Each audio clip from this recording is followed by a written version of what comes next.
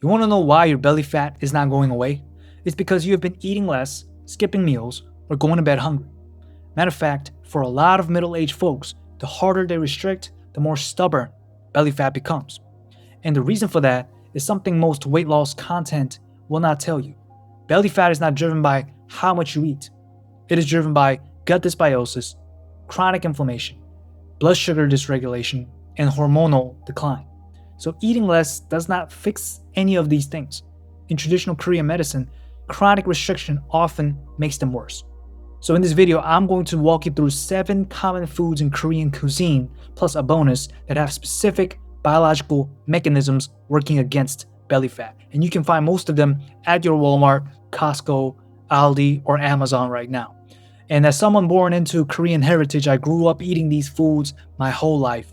And this is something that I have continued to eat on a daily basis to keep my weight at a healthy level. And that's essentially what we're all aspiring to achieve: healthy weight mastery.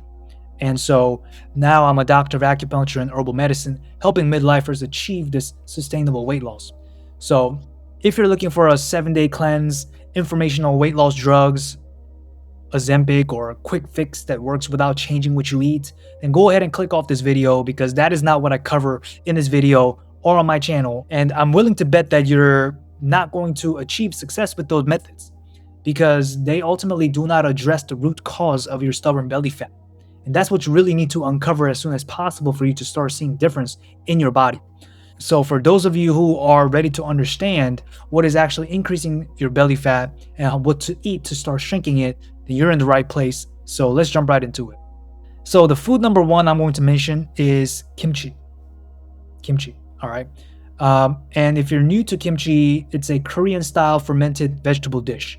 And for those of you who are familiar, you might associate kimchi with this spicy cabbage dish marinated in red chili, but that's only one type of kimchi. There are hundreds of different kimchi, such as cucumber kimchi, radish kimchi, scallion kimchi, and there's dongchimi, which is a non-spicy kimchi variety prepared in a watery brine. So just because someone say kimchi is good for you, it doesn't automatically mean the spicy cabbage dish. Kimchi can come in a variety of different vegetables. And these fermented dishes are crucial for combating belly fat. You see, what does fermentation do to a vegetable? The fermentation changes the plant's chemical composition, makes its nutrients more bioavailable, and produces compounds the original vegetable never contained. And this understanding is centuries old in Korean medicine, and Western science has only recently begun to confirm this. The modern scientific research is clear that the lactobacillus probiotic strains produced in kimchi fermentation are directly associated with reduced belly fat, which is the deep fat that wraps around internal organs, including your intestines. So these gut bacteria reshape your microbiome, your gastrointestinal tract, in ways that affect how the body signals fat storage. So this gut-body connection that Korean medicine has recognized for generations now has a name in modern research, and that is called the gut-adipose axis. Adipose is, in simpler terms, is fat tissues or fat cells. So kimchi is very helpful to re-optimize your gut environment for fat loss. Now, most people eat a spoonful of kimchi alongside their main meal as a small garnish, but the way it functions as a medicinal food in traditional Korean eating is different. It is its own dish eaten daily. So a quarter cup to half a cup with your meal every day. The gut microbiome responds to consistency, not just occasional exposure here and there. So keep that in mind. And one caveat with kimchi is the sodium content, especially in many store-bought kimchi. And some of them even contain some sugar. So if you have a sensitive stomach or managing high blood pressure, start with a smaller portion and opt for kimchi brands with minimal additives. And you can also remove the spices off of kimchi by dipping it in the water. And you still get the same benefits, even if the kimchi is not spicy or salty. And if you're able to make your own homemade kimchi, that's even better. Now, the next food on the list is shiitake mushrooms. And I'm going to explain why. Belly fat in middle-aged folks is heavily driven by insulin, specifically the pattern of repeated blood sugar spikes that train the body to store fat around the abdomen. And just to give you a 30-second lesson on insulin, insulin is a storage hormone that signals cells, particularly in your belly, to take in the sugars and convert it into fat for storage. Now, most diet advice addresses this by telling you to just eat less sugar, eat less in general. But here's where a shiitake mushroom comes in to address the issue of insulin and fat storage. Shiitake contains a compound called the beta-glucan fiber, and its effect on blood sugar response is significant. Beta-glucan is a soluble fiber that slows the absorption of glucose or sugars into the bloodstream. So when glucose enters more slowly to your system, the insulin response is lower, is less drastic. So when this insulin response is lower, the body has less reason to store the fat in your belly, or has less reason to convert the sugar into fat and store them in your belly. All right, that's the power of shiitake mushrooms and the beta-glucan fiber. And shiitake is one of the richest natural sources of this fiber. And shiitake mushroom is delicious. It's one of the dishes that I look forward to eating. And it's in Korean Buddhist cooking traditions, they literally eat it like as if they would eat a bowl of rice. They eat it in large quantities because many of the Buddhist temples, they don't eat meat or eggs, so they have to opt for a nutritious sources of protein, and shiitake mushroom happens to be a really nutritious food that provides essential nutrients. So this is something meaty enough that it could be a part of a main dish. And the way that I like to prepare shiitake mushroom is to dry saute them first in a hot pan without any oil. You just let them release their moisture and develop color on each side, and then season it with a splash of soy sauce, raw garlic off the heat, and then a drop of sesame oil. And that's it. That's savory enough to really just have it with any other main dishes that you are comfortable eating. And the beta-glucan fiber is working the entire time you eat it. Now, for those managing gout or elevated uric acid, shiitake is high in purines, so monitor your intake if that applies to you. Food number 3 is fresh ginger. Now, most weight loss advice misses something about belly fat that matters for you specifically. You see, your belly fat is often locked in place by elevated cortisol and chronic inflammation acting together like a lock on your belly fat cells. So you can reduce your calories and still not unlock this dangerous and terrible combination, because the hormonal environment inside of you is working against the process. So ginger addresses both sides of that, the inflammation and the cortisol directly. And in traditional Korean medicine, fresh ginger is classified as a warming food that belongs to the spleen and stomach energy channels. The spleen in Korean medicine as an organ, it governs digestion and the transformation of food into energy. And when the spleen is cold and sluggish, often due to stress, poor sleep, and even restrictive eating, your body produces what Korean medicine calls dampness.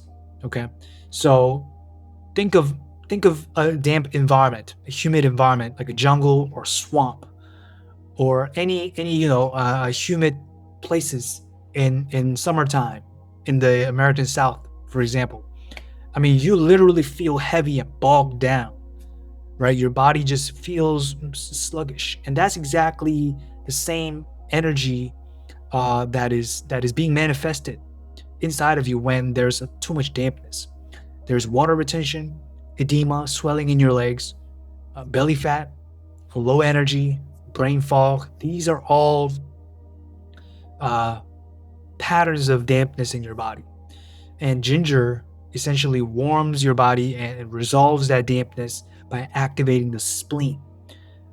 and that's the medicinal function of it in Korean medicine. And Western science also identifies the anti-inflammatory and cortisol modulating mechanisms through different language, but the direction is the same.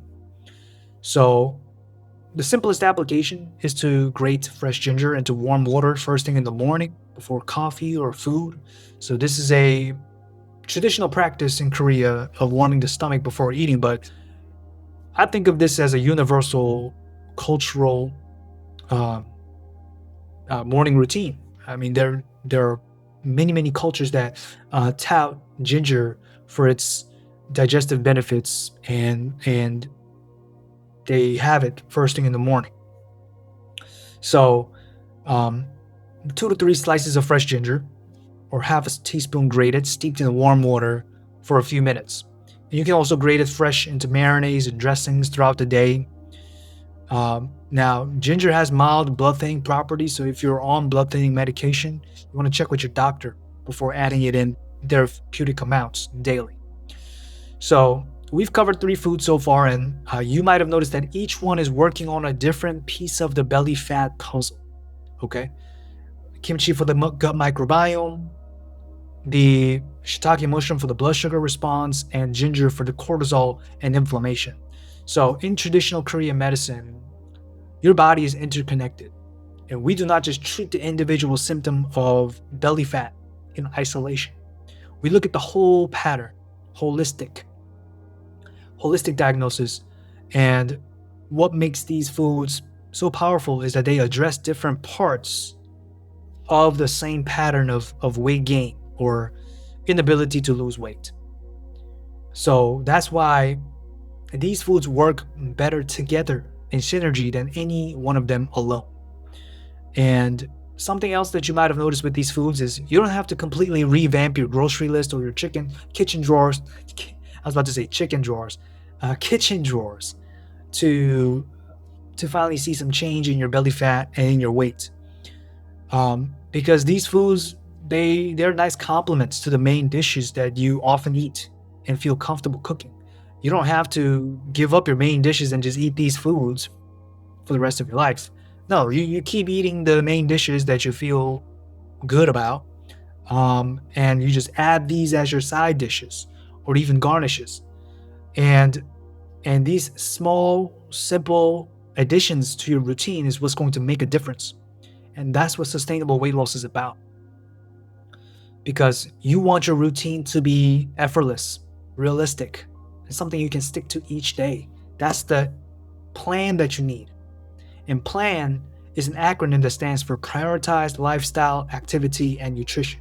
So experimenting with some of these foods in this video to your daily meals is a shift in your lifestyle and your nutrition that opens you up to a whole new world of health and new possibilities for flavorful, healthy meals that you actually look forward to making, instead of being tempted to hop on a delivery app because you're tired of eating the dry salad with the same vinegar dressing, or same dry chicken breast with the same dry broccoli.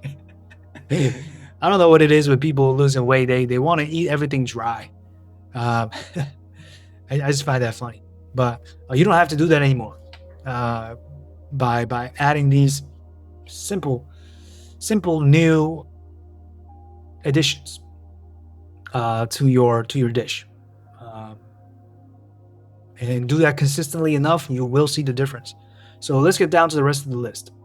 And number 4, I have tofu.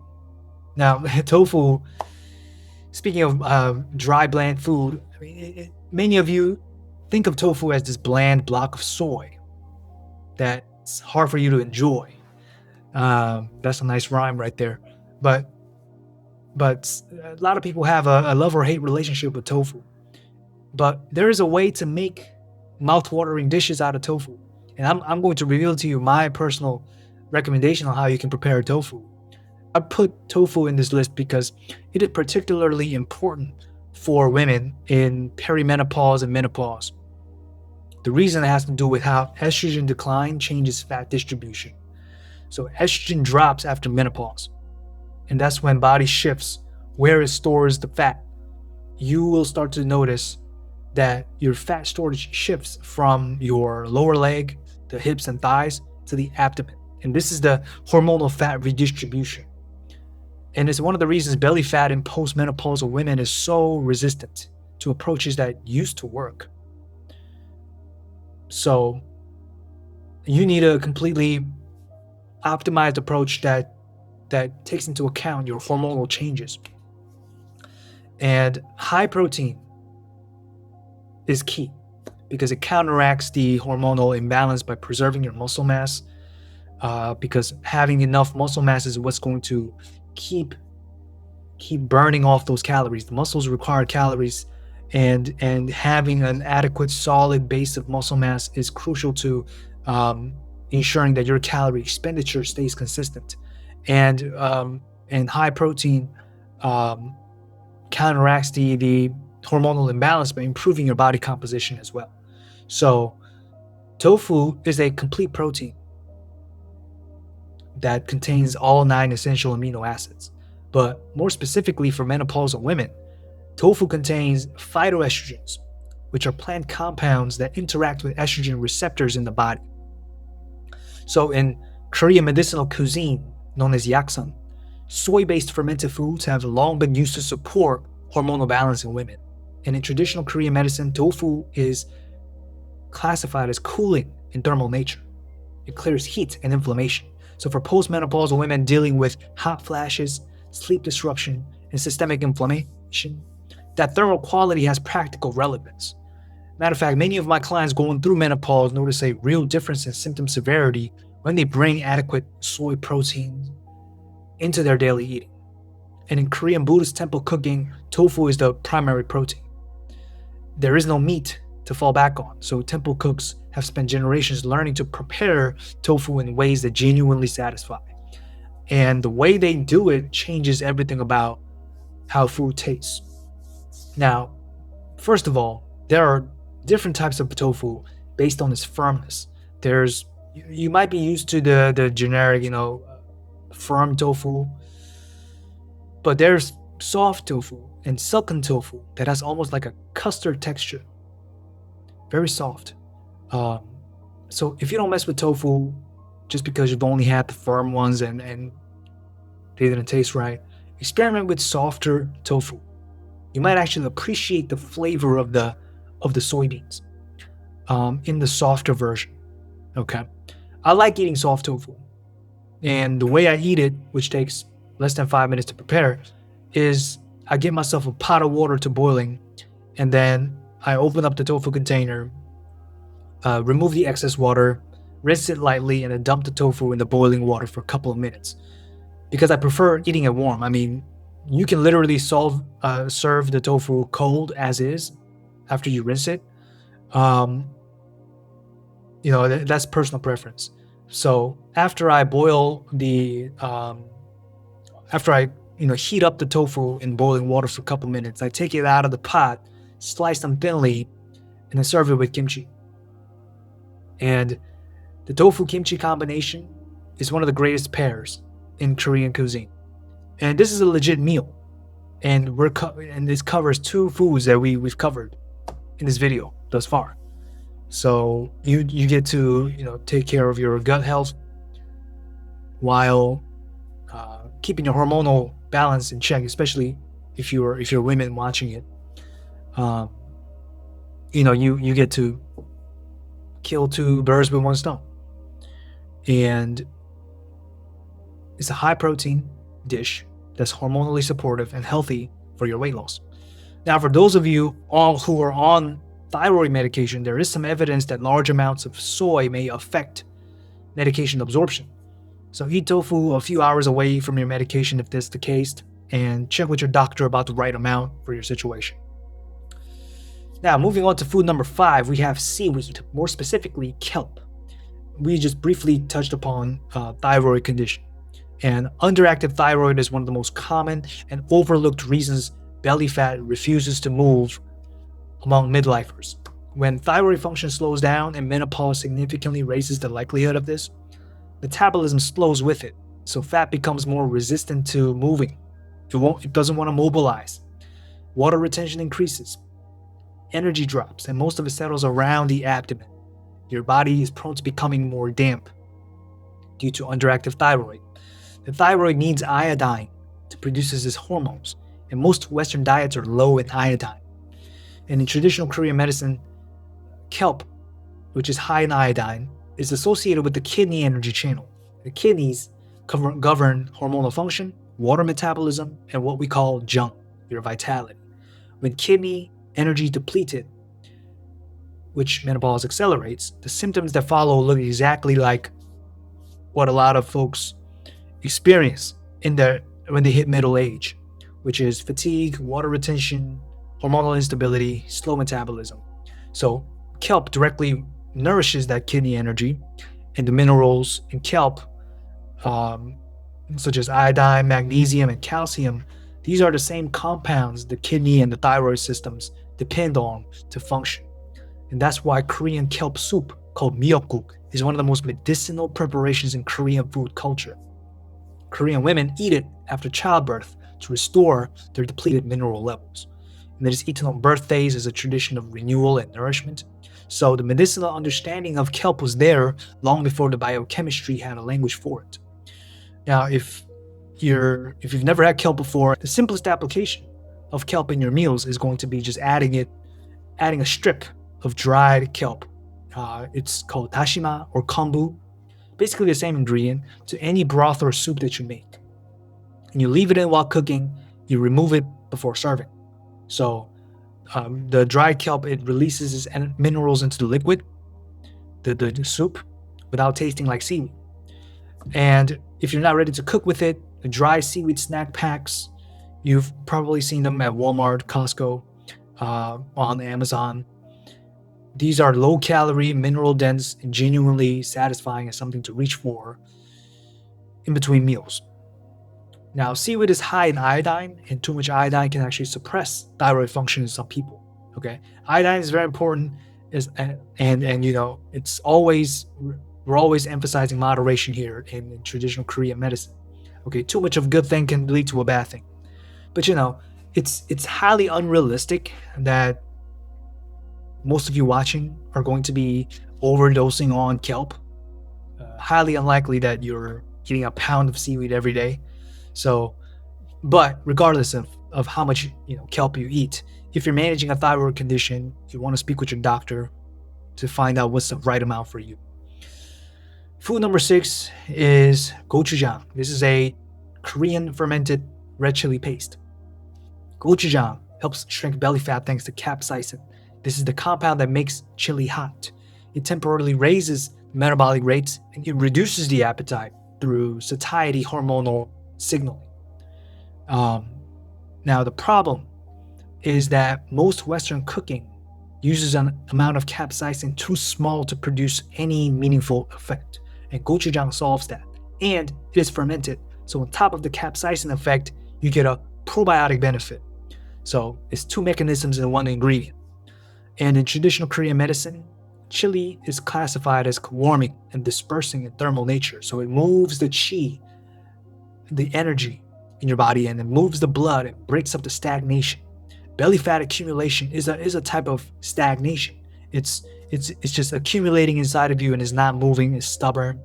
This is understood in Korean medicine as a pattern of energy stagnation, chi stagnation, and dampness accumulation in the body. So warming, dispersing foods such as ginger, gochujang are specifically prescribed to address this. And this is the foundational Yaksun logic. And that is, food has a thermal nature that either contributes to or resolves patterns of imbalance. Gochujang is warming, it moves what has become stuck. And unlike hot sauce, gochujang is a fermented paste, aged with its flavors and medicinal properties, transformed by that process the same way kimchi has been transformed. So, all you really need is 1 tablespoon of gochujang with a splash of rice vinegar and a small amount of sesame oil. That is an instant dressing for vegetables, proteins, or grain bowls, or use it as a marinade base and rub it directly onto protein before cooking. Very easy. Now, gochujang contains some salt and a small amount of sugar in most brands, just like kimchi, so read the label and choose the one with a shorter and sugar-free ingredient list. And for those with sensitive stomachs or acid reflux, Start with a smaller amount and see how your body responds. And then food number 7 is going to be barley. Barley. Now, why barley? Well, remember that I mentioned previously that the mechanism behind most belly fat accumulation comes down to blood sugar dysregulation, specifically the repeated cycle of spikes and crashes that keep insulin elevated over time. Now, high insulin tells the body to store fat and directs that storage to the belly. And this cycle does not respond well to calorie restriction. It responds to how quickly it raises your blood sugar. It responds to what you eat. Okay, so barley interrupts the cycle more effectively than almost any other grain because its beta-glucan content is more concentrated than in oats. Okay, oats is another great grain for blood sugar regulation. And I'm sure oats are very easy to find, right? But the ones that we mentioned, the shiitake mushrooms and barley, they're just as good, if not better.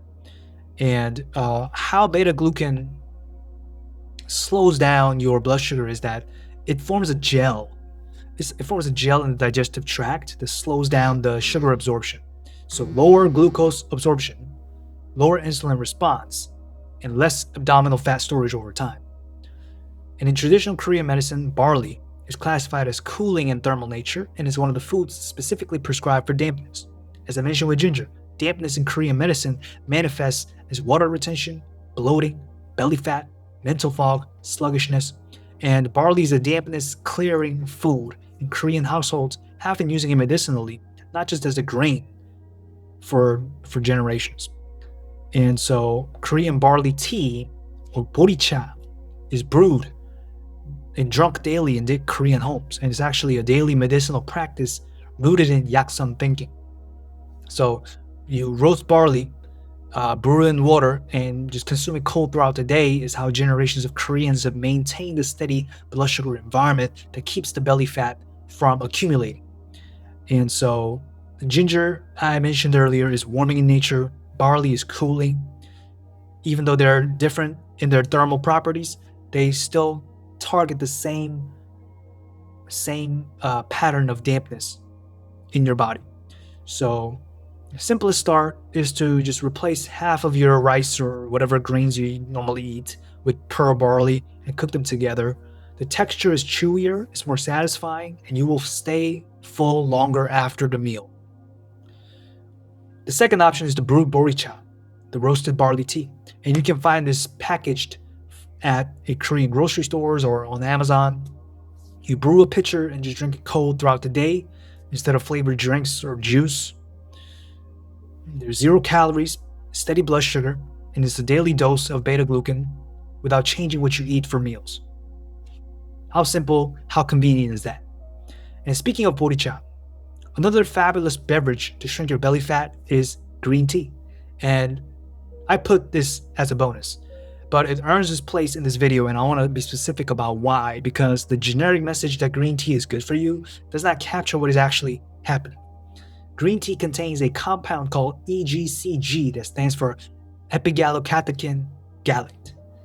Say that fast with me 3 times. Epigallocatechin gallate. Epigallocatechin gallate. Epigallocatechin gallate. It is fun to say. EGCG. It's been studied extensively for its effect on visceral fat, specifically. Like I said, the visceral fat is the deep fat inside your internal organs. It wraps around your internal organs, and the EGCG activates fat oxidation pathways. This fat oxidation pathway essentially means how the fat is metabolized and it's burned, it is released from our body, and particularly during a light activity, EGCG works best in combination with the natural caffeine in green tea. So that's what makes green tea highly effective when it comes to fat loss. And And the traditional Korean understanding had something to this that Western nutritional science does not fully capture. And I would preface this by saying it's not just a Korean cultural practice, but in East Asia, in particular, we see green tea, or we drink green tea like a medicinal ritual. Traditionally, it has been done this way. The ceremony of preparing and drinking tea is a practice of stillness and presence. And in traditional Korean medicine, chronic mental agitation, constant stimulation, and unresolved stressors understood to deplete kidney yin and drive cortisol excess. And cortisol, as we covered with ginger, is one of the key drivers of belly fat accumulation in middle-aged folks. And the temple monks understood something about this long before cortisol had a name, before stress had a name. The ritual of tea, the slow brewing, the warmth of the cup, the quiet, the calmness as you engage in this ritual is itself part of the medicine. You're not just consuming epigallocatechin gallate, EGCG. You are building a daily moment of nervous system regulation into your routine. So, some tips for brewing green tea. You want to brew it at a lower temperature, around 160 to 175 degrees Fahrenheit. That's 70 to 80 degrees Celsius for those using metric scale. Using boiling water actually destroys some of the catechins. So you want to use warm water just under the boiling temperature. You steep for 2 to 3 minutes. Don't add any sugars. Just 2 to 3 cups a day is the amount that appears consistently in the research on EGCG and fat oxidation. And the ritual matters as much as the compound. So I just covered 7 Korean foods plus a bonus that works against belly fat through specific biological mechanisms that calorie restriction alone cannot address. Kimchi for the gut microbiome, shiitake mushrooms and barley for blood sugar and insulin, ginger for cortisol and inflammation, tofu for hormonal balance, especially in females, and high quality protein, seaweed for thyroid and kidney support, gochujang for thermogenesis and stagnation. Green tea as your daily medicinal ritual. So, what connects all of these in traditional Korean medicine and in Yaksan is a single principle that food is not neutral. Every food has a thermal nature, an energetic direction, a relationship with the body's systems. So the Korean approach to belly fat has always been about working with these relationships, not overriding them with food restriction. So this is a framework worth building on for every single one of you watching. And if you've tried any of these or have any questions, leave them in the comments below.